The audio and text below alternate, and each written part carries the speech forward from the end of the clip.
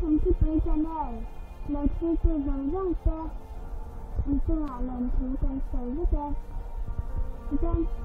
trong channel hi là like channel subscribe cho kênh đũa hay channel hi là em vừa cho người dân Chhimthlipui là xuyên là không ai có tin những lời xe sống như bằng xe Chhimthlipui khir tu rong rong te chi bai ka bu ka cheu voin November ni sari pathian ni ania tun tuma hian tun sir top ni akhan LDC a chief executive member pu vi sir sang chuan longkaya chanchin bumi te komna ania heta hian kaladan multimodal kongpui sial me ka compensation deal tu teram saw zong chu nasataka ti sual ani thu tar langa life te Longkai district mi te compensation a uchuak taka sumle pai du niya mi pui tena an hriat awangin poyati thu a sei langa kan hriat angin ala hello te po kanam mai theya kaladan multimodal transport project a jang nadom nalak tum te ram saw zong a hi square kilometer sing ni sanga zakwa somli point dial panga ti in tarlan ani thina ni hei hi kumkalta lama te media lama nasatakin adar toa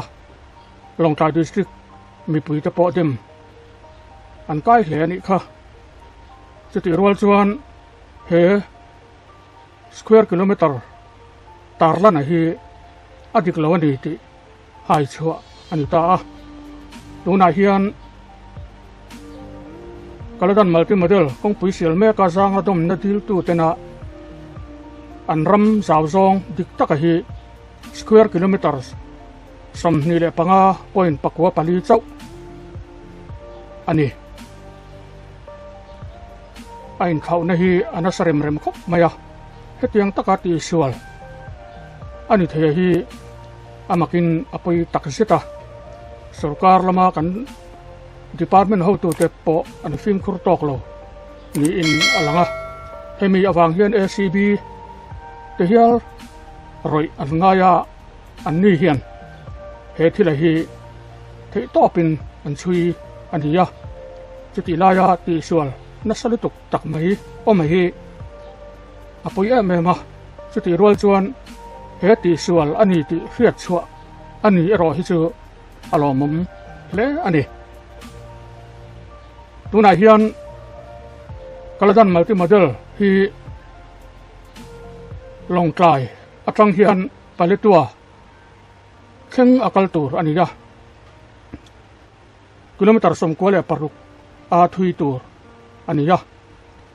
chuti laya chuan kilometer square kilometer som ni le panga point pakwa pali chaw hi compensation phuta ram nei tu tena an ram nei an soi bel khom zaw zong chu anita ani ole tuna hian chu he CEM ina press meet ani hi kan thlir hawanga atop thenga mi lo thlir sakturin kangen chi ani he channel hi khong ai takin lo subscribe zel ula thu thar ngai nom tak tak kan ron tar lang zel don ani premi journalist of the kan ram kan siam na ko ma hian mi te fin chuwa kong Diklo muwa a fel lo le tha lo lai lo um po a siam tha ni te na tura vai sen taka mal thu te in lo mi to thina tu wang chuan cái mà như rồi na cái nhìn này na hiền mi ngay với một cái nhìn thì nó mà đi với cái nhìn hiền thả cái gì à ram phình lệ nam phình cái gì mà bây giờ như thế ngày với một anh đi rồi ngày với một anh đi rồi kan giả na kinh tế là tin tôi đi rồi luôn lòng na thì do xoay là trong các mối là vấn đề em cả cái lòng thì anh chị chú ni thì đó mình xoay là thì cả thì à các thằng chú tụi này có về là chú anh cái con celebrity show tất point anh em paparazzi hậu thế chú tiếng hậu là các in thục tu mà nông đàn công lệ có sản đàn đến với bà cô phải lâu lệ môi lâu phát triển chứ in thục tu bên về hệ thủy na mà rồi chú cái này là mà chú tiếng em mà public life thì đáng lắm tủ có ba press me thế ina mình xin buổi bộ cần là tổng chuồng là và cần là này chuồng là và tương lai là chú anh in hai giàu mà đi mình quên cần thiết đấy mà hay cái rau quên cái gì ăn tu vào tuần in mình đây cái rau quên em biết rồi này chứ tại mà tất cả những ta cả này thổ thế bộ cần in với này hiện cần trả số này với nó press me cái này ai hiện cái in mình hiện tăng lệ cần thiết trước vào mình cái đi sức ở trong là thì cái cao từ cái chút lúc cái tập cái tủ lên xuống lại bay mà chuột tủ cái này là quá ông trong cái ta cần phân kiểm điên cần môi lẩu về tôi có những mấy cái chút gì rồi tuần năm lục hóa lệ muốn kêu khổ ra tiền thế cần đi vào mà rồi tuần cần đi ram mà lại gì cần đi ram rồi quý tập cái nên dia ram rong với tập sọc khác vậy, phim là cái gì mấy lâu nó tủ lên không dìm nó tủ, con mình buat sai sọc cả, cho mình có ngã tuan, trong tu lẽ này tu cái này mình bỏ đi, hai là mà cái im tổ cán hoàn thì giờ là mình cần cái gì nào, muốn thấy ngày tuổi là cái máy này được cái cao thì là việc gì cả những mình nuôi thật, cái anh luôn luôn nhìn kia là cần kính tổ là tuan cả ngày à. Chú tiếng sát lệch khó sắp mà cũng đã cho mà cho nó ra bị ngâm đạp về thì cần phát ông tâu rô để làm mình thành phía sức sẽ tu lính giác constitution quá dạ sức sẽ tu quá dạ autonomous thì sức cao sẽ mình thành phía chúng mình biết mong tuan na cùng April cái sống đi bạc qua ako lên giúp đi cái năng năng đồn ta kia là chúng cùng sống cần mang tổ tuan thu chụp cái tất đến mà anh đầu quay nằm kia ra mình không hẳn ra cả chúng lại phải cần để xếp để mang in bắt số nó làm mình tổ ra cả anh xuống rồi với tập cái bộ cần mở bên cách nhiên cái này bên là anh đi cái cao thì là chú lâu chẳng cái kia là tập xa lại thao ráo lắm mà bộ thế सरकार मिलते क्या न सतकिन मसोर न मिलते न नीति कंट्री तो yang tatuan ini सरकार को golden jubilee न कुम April ni somni pakwa lo keng tu la tu ro pui te yang pera man po kan tum ve tu mi ta na tuan organizing committee te po kan dina tu mi te tuan về phái tất cả rồi quý tất cả cần thể hiện mà lồng na program buat senturin ani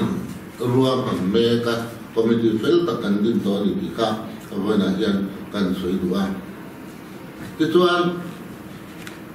cùng sống cần lồng mang tu ani ta rất mấy em mình chú ngày hiện central tổ cái atau scheme rang cần lồng đó mà NLCP cần tỷ tế anh em lệ NEC atong te ministry of tribal affairs kan ti atong te tu mình nói cho tribal sub scheme te bộ kan tiền tu tiền mang tuan project thăng xiêm lông đi tổ đến bây giờ trong tổ khác trong phụ in mà số nó làm đi căn bản là tụi riêng ăn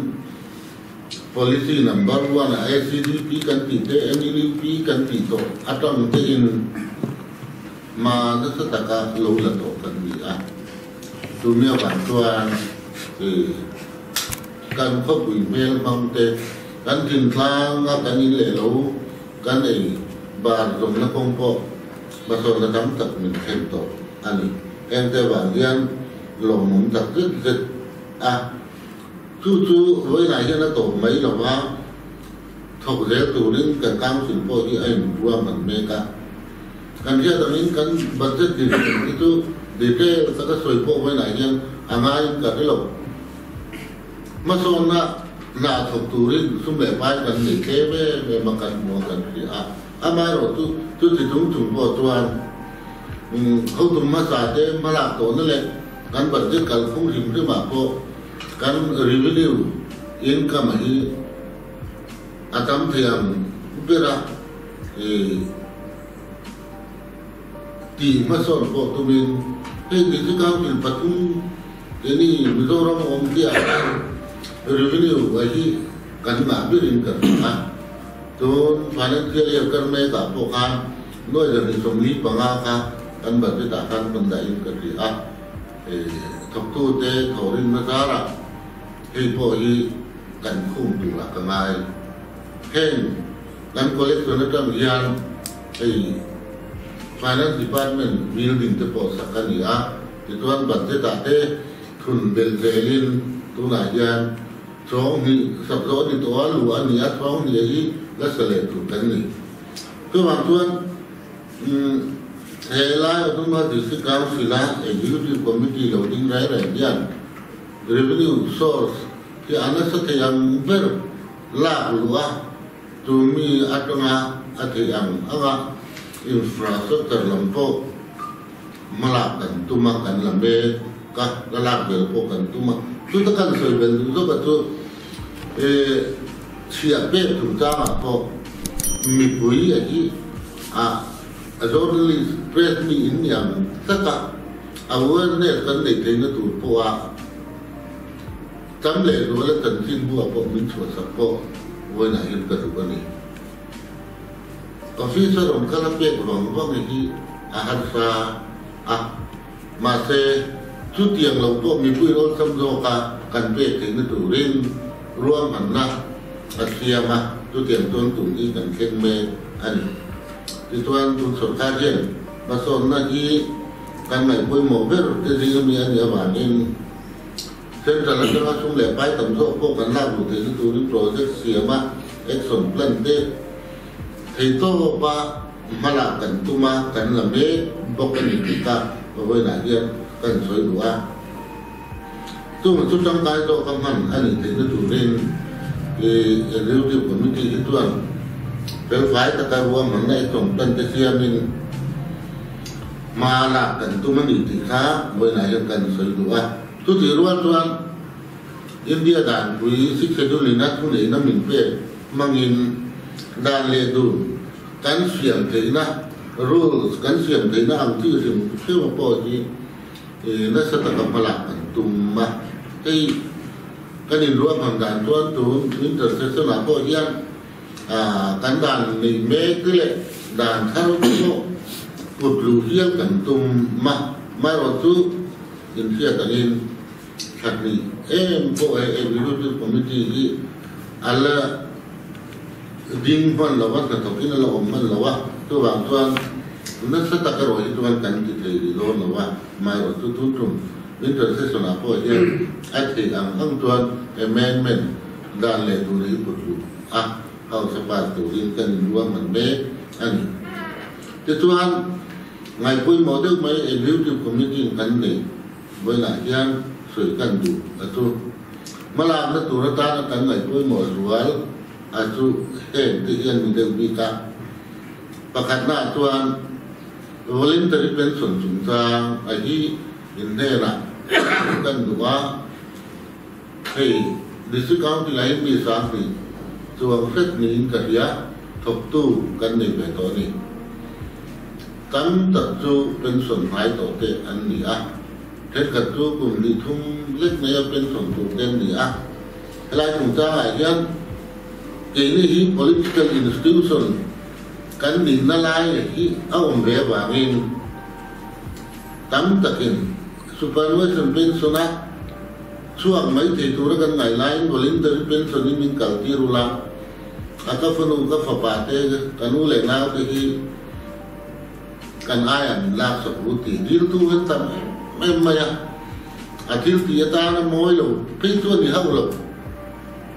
maro tu so kan na ye tu de ma ba ni ti an ni tu an ti sak po ka kan ni ru tu an om ru lin pe ti amor moro kan kala ni tu an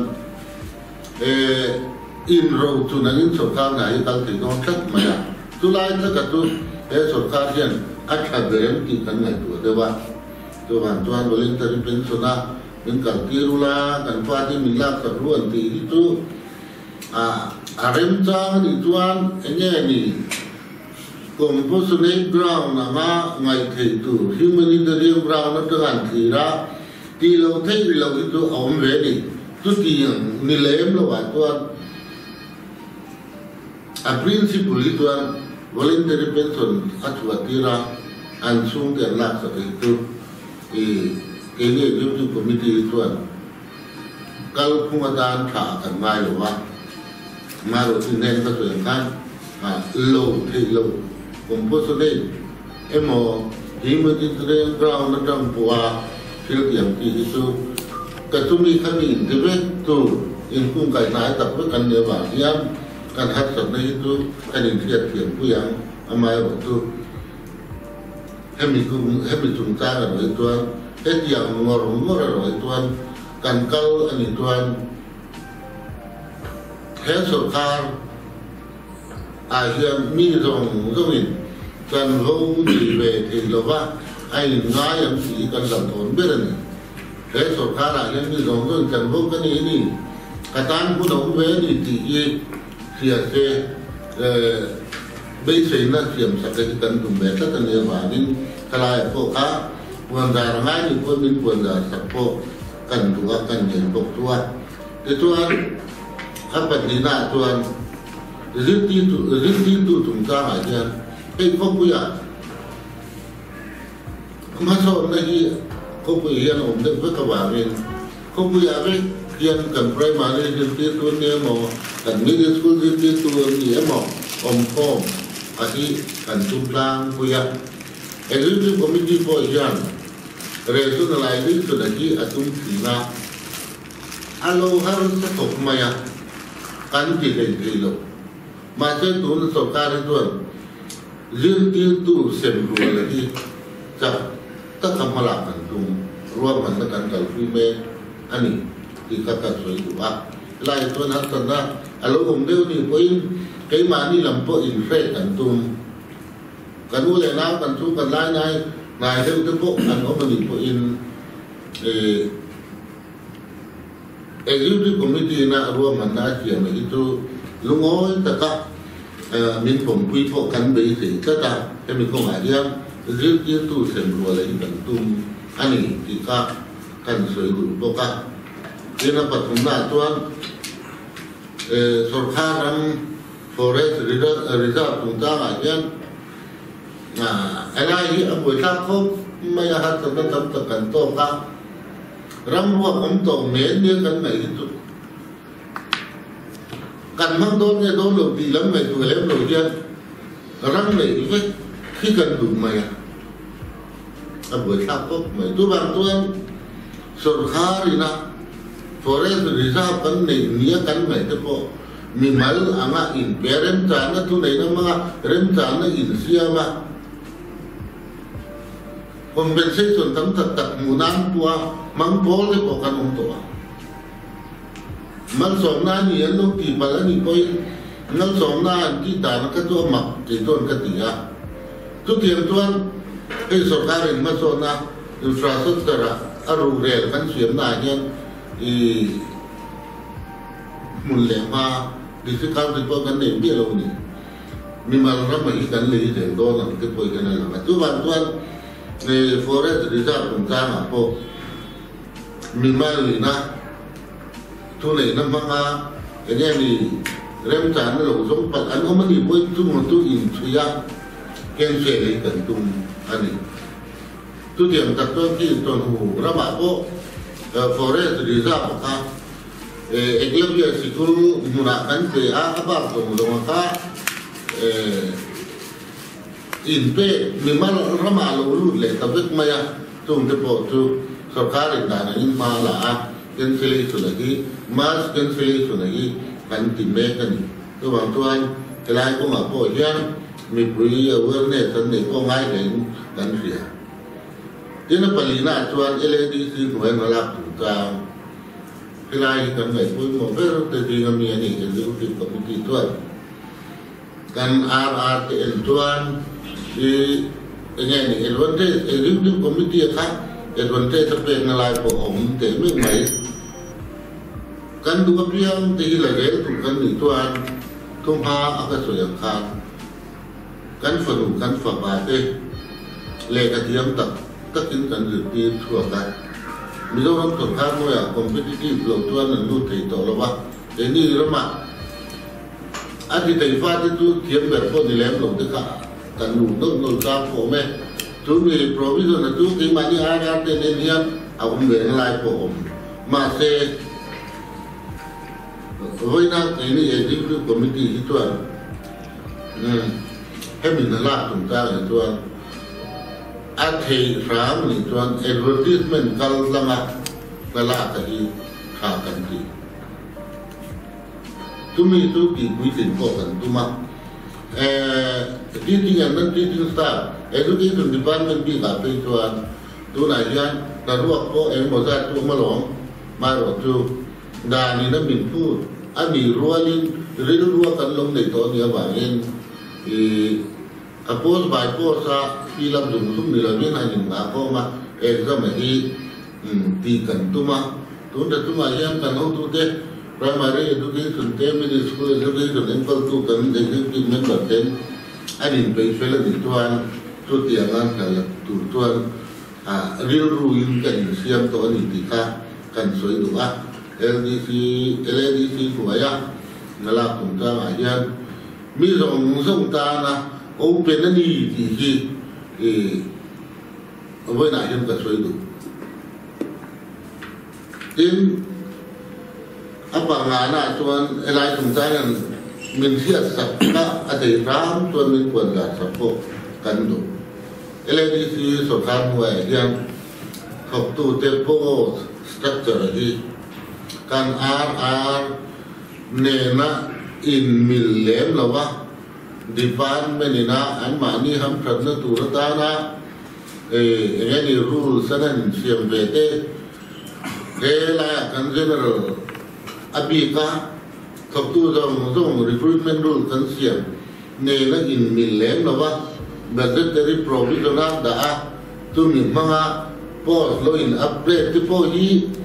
om neu to ni ti pun kan sia kana tum te tu kana ni ri tia ma thok tu te hian an thok lo an thorim rai tu se ne la ti po kan du ama ro tu dan chu ma ni la ti kan du ba ni helai hi post structure po hi siam that kan du ni en ti na na kan ara tu la kan man me ka tuan finance department bi ka hian tu na secretary finance selection grade kata hi budgetary provision ainda he ta kan ara tuan senior account officer tiala ni na ngertia khatiam ti po ka ala kan secretary su se kan ti na lam ni lo amaro tu hela ara kan amendment siam tua ni pot sela ava mo zo gombe budgetary provision ainda velia budget la ome dia wanga an mani du dan anga dan em fel masa si lo wa designation ana ni bem ti ko ji tilung to na long pui rualin dan ro to do tam tin thei la ti kan du to ba tuan mi ko structure po ji siam re kan du wa to tiam tuan ma kan la me kan ni kha kan soi ke tu wa tin tribal sat plan chu ma thei kan ho tum phasa ten ro man dan lo sia ma em ya hian ro pu ta ta na min lo ko sat me ka en tin na na project Ministry of Tribal Affairs training kan lo kai ku na hian ni skill training center kan ti te le gom bu ka te po ve ku ya te po na kan thok me ka tu ma tu na hian a technical report kan dum na tang tuan 50% 60% ai na an lo to ka to an long kan ti a in construction of school building phase 2 po ka Lord government of the Lord Matangin India tangin kadian project ka kan lo kan sang pui to a chung ni ka tuan school som patni sak lo to an ni in comprehensive by primary le middle school hitan mari tong kai pu na yan comprehensive ka pui kan tu ma building sak me an yan zo te to po ka Hemi NLCPR tang yan o Ministry of Donor Government of Mizoram tang India Sarkar tang yan sikul in sakna turpi ka yan nuai sang khat le som thum par ke di kan mu to he ani ti na kan so yang kan ba te ka to hi tuan sikul in pa kan sakna koi kan da le te lawa ka tiang kha tu tu ma sa te na project kan lu siang min ka tiang ti lo bi ta ki kan ti me ani alo ni ta ki ya tu ma sa te tu ma po lom tu ka so wa lin executive project tu tiang tuan e som plan te project te siang min na kan le lo na ti ka kan so du atin administration of justice Chungchangah akal phung sim ma hi siam kan tum ya bang tuan a rules po amendment siam kan tum mani ka ta so le mo tu te ta le mo ngai thang mo lo tiang ti lam ka ngai tu le lo wa ni ba la ni ko kan ri ru tu ni lo tin thiat sa tom se la ko tu po kan ne ya amai ro tu trang kai ta kam bang tu kan ni lai ai ro tuan trang kai ta kam bang tu akan in be sei lai ya district council ko te hi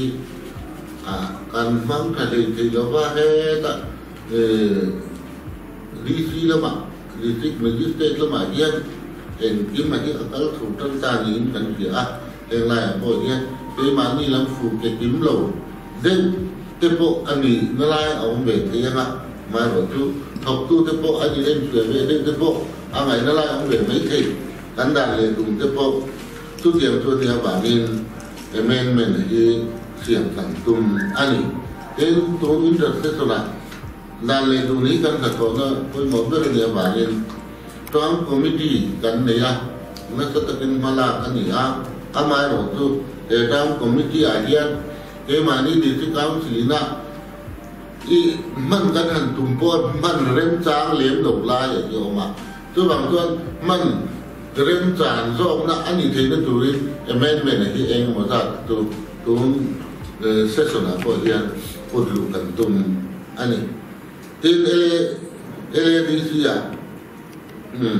recruitment rules hi voina kan ni na dan ne ti tuan ni ti na kan soi to ka finance department ni kan soi po ka la SRO senior account officer kan ti ara ni me client to ran designation as secretary finance alone ni deputy secretary finance under secretary finance controller tiang ti ka ani akan aran pan me ka tuan ka tiang kan ni si lo lai te po ka tiang ni ba kan recruitment rules po di sa tiang berap malak tu me le la me kan ti ka kan soi dua running committee lam bi ka hian emia po hian dan tharo thiam kan tum ani tun mai kan nei lem ma wa tu bang chuan wa to bang de wa general department ni na kan rem chan da kan han kal pui bo ko lai ka au ma tu lai ro tuan dan tharo an mani tan bi ka siam de bo kan tum ani tu tiang po ken finance department hian ni tina an mani ya da an siam ma si khan budgetary provision an lo in da ka tiam khan post ka kan lo in upgrade be to si kan lo thei lo din mu da kan din ve bok lai te om awangin finance rule sa hi tu na yan bi la oma vet kan ni to wa tu po tu se so na yan kan pulu tanga kan pa sa mai tu ra kan ngai ani ti chuan với na yan se so khan yan na thok zel tu rin kan in ruam mana na kan to zel tu ra po na ai poi mo ber akhina wangin tu tiang tu kan mo ngin ma kan la de do na ni ka kan soi tu wa với na yan về mình thế những tất nhiên đầu tam làm nó buồn giải mái tụ đầu tiên như một tên ma cần làm xuyên suốt căn này ra qua mình xuyên suốt giờ lên tất cả năm mà như này đó hành thổ hồ quý chú ý để committee hiện để giúp cho committee hiện bây giờ thổ quý giải chú cần tu mới nhỉ năm mà như làm thổ ini non dia po kan do hey abi taking information tentu ani na takatuan in bay sa itak ni ring po ka kan inda be ni ko ka ria direct ta ti ma ti lakal ti lo de ni po in direct ka ama executive committee in charge bi ko la ro pu ti ga te kal sangkan tim in hat satna ani mo lu sa mang ti po ni se basic na in ne ki po ni se tu dia nga to ko de tu din kan so ma kan pi se ya tin hey ko dan dia la ani hi an hi o te po lo in mang ani tin so angai na ti a po min tin so tu nga tan ngai te ani experience po ne no ma ni la ma tan po in ama hi so sia bu le mai mi ring ni tu lai tuan mất thì ai mất thì tôi trong ai tật tu nó bị cả cần soi đủ bộ anh ấy thì tôi các nó mà đi do na press brief note kan biết thì lệ kan in ruang mà na tổ các cần quý cần tụng na tụng trang cần soi thì tu như thế nó mà đi làm mất ra rồi nó cũng thế thì có in thì cái mà đi làm tuần khác thì các cái tu cần in sao tu là cần ngày là tuan pun hamdo toila toila ba be na ma di la matangin nge ni khoi du ni to kanom ni tuan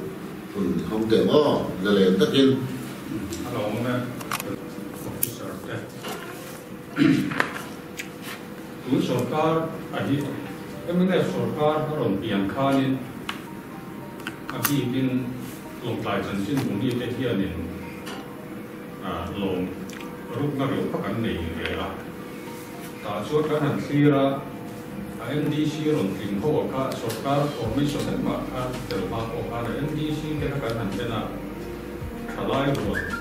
cái mà đi tìm nguồn khách hiếm cả cái mà sao là đồng cả suốt ta số cả hành hiếm phải ta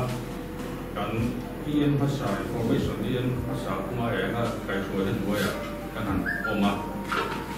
cái thuốc tiên hoa cái hành là sầu về tuôn hoa đều trăng tổ yên CM therapy nó kia em sẽ để thỉnh quý mình tuổi chuyện cái lại cái sợi nhân phát khát thuốc ăn mà nó trăng tổ cái gì cái nó ảo quý nghe số information department thì ông sẽ để cho cái người ta sẽ cái này DC सरकार thì số ta coi một về thì cần trả cái gì district board cái cần chuyển tên mình còn số ta cái nên cần lâu suy cho cả số Haichhuah website phá ngài cái vật cái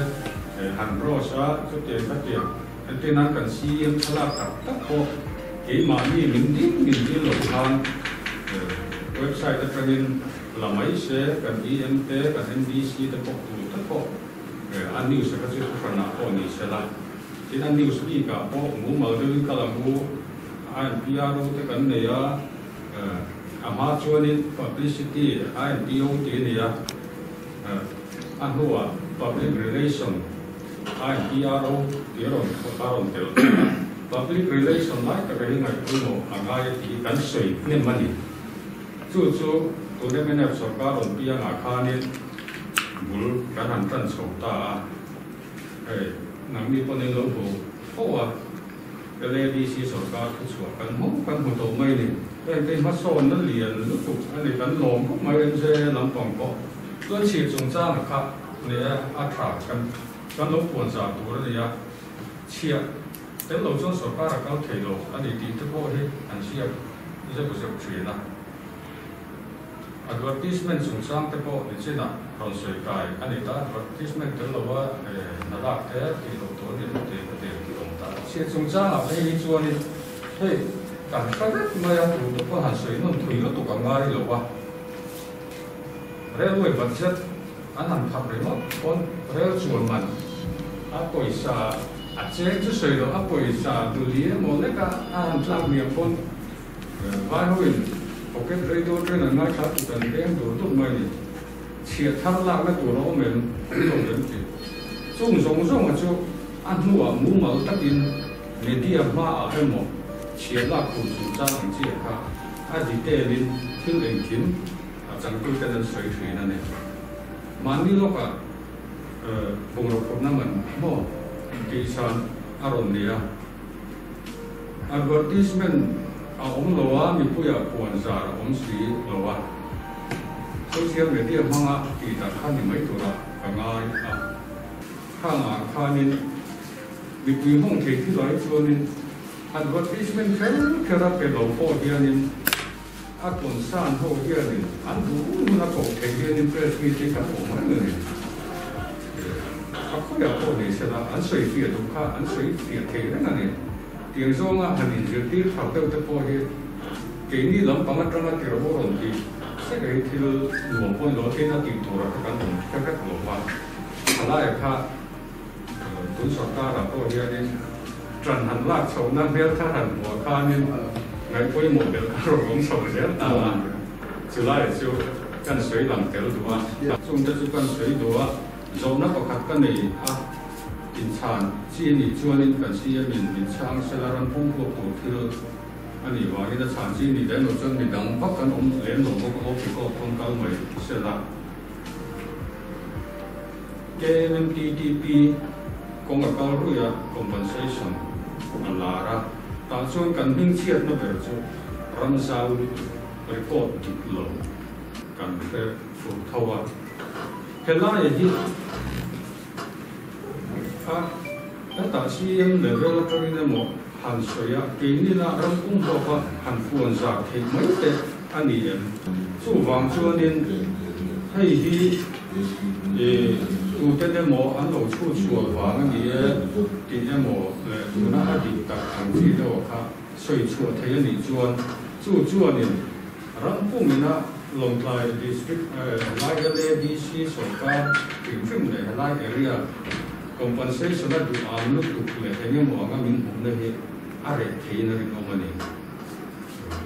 thúc bồi cái lại cái long này khá hậu khá anh đi đâu nghe vào cái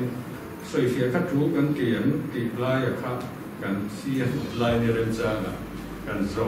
把，我跟别看这个所以挺近的但是。Kedua saya kata tadi like suka, subscribe suka, notification bell dan subscribe para menyaksikan. Siapa Chungchangah akan dia, itu naik cerita dengan trenda nghe đi cần rama sum do na thil bi ka khan kan an la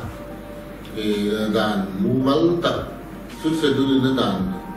siam min phal sok na am manga in siama ke vetan ni to nuwa dan ka ani na ama bo ri kan mai ni tulai kara tuan GST Mizoram ini lalu lakuka.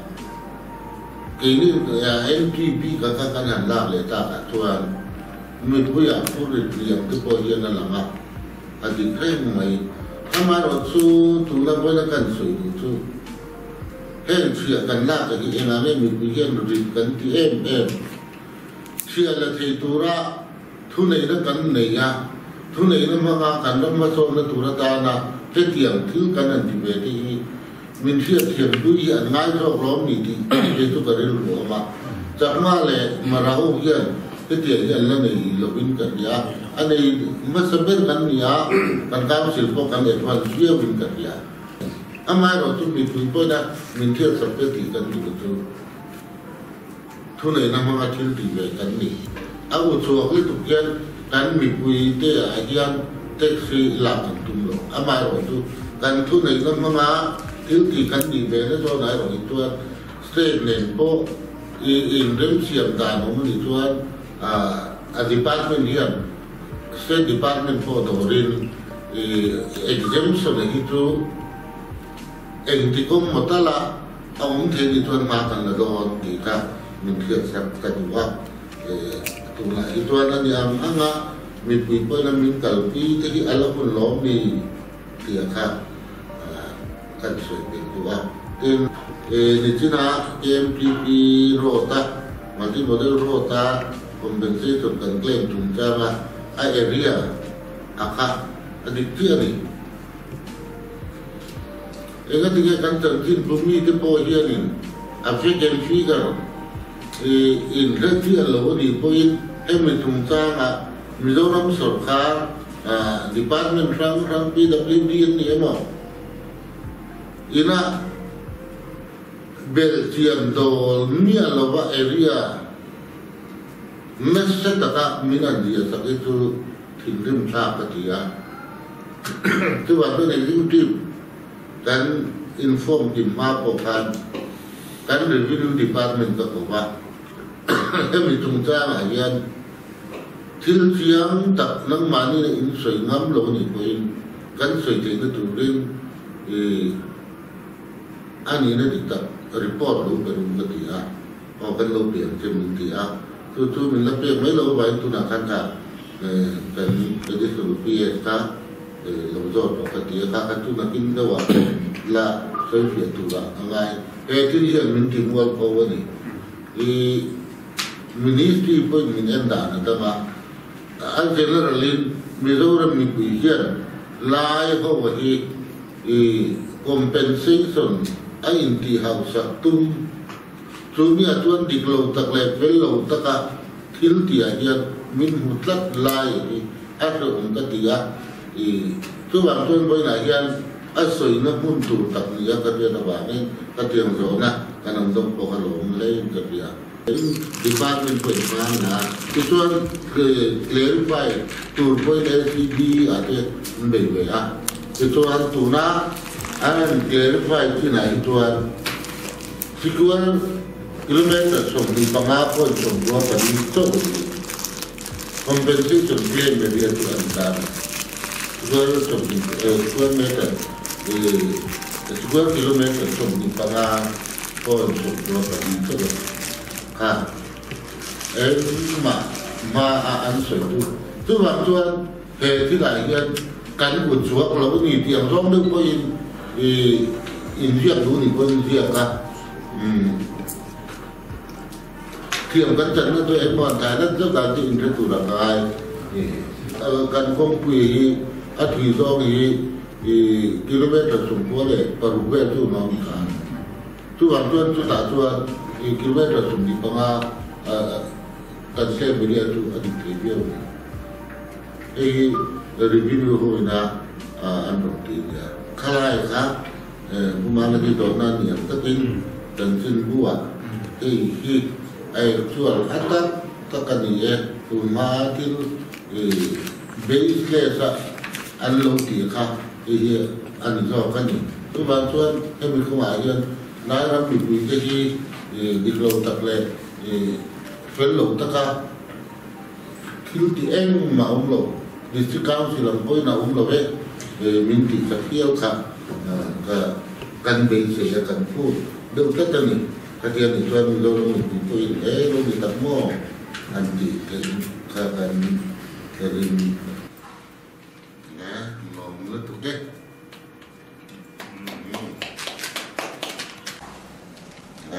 ngom le tu ke